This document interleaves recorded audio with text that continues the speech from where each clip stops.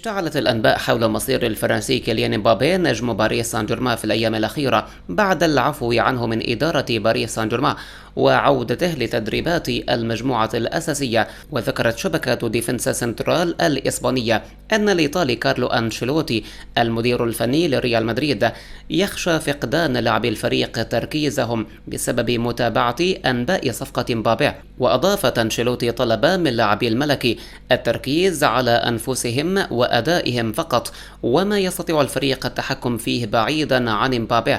وأوضحت أن أنشيلوتي يدرك نقاط ضعف ريال مدريد والتي ليس لها علاقة بإصابة كورتوا وإيدير ميليتاو. وزادت أنشيلوتي ينفي بشكل علني أن الفريق يحتاج لمهاجم جديد بعد أن أصبحت صفقة مبابي هذا الصيف تبدو شبه مستحيلة، لكن تصرفات أنشيلوتي خلف الكواليس تشير إلى عكس ذلك تماما. وتابعت أنشيلوتي تحدث سرا مع فلورنتينو بيريز رئيسه الملكي وطلبه بضم اللاعب الصربي فلاهوفيتش مهاجم يوفنتوس الإيطالي وذلك لمدة موسم على سبيل الإعارة. وواصلت كارلو في حديثه لفلورنتينو بيريز قال: نحن بحاجة إليه لإكمال بناء الفريق والبقاء في القمة في الموسم الجديد.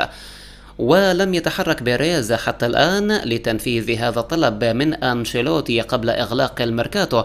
كما خرجت أنباء بأن قائمة ريال مدريد باتت مغلقة بالفعل ولن يضم النادي أي لاعب آخر هذا الصيف.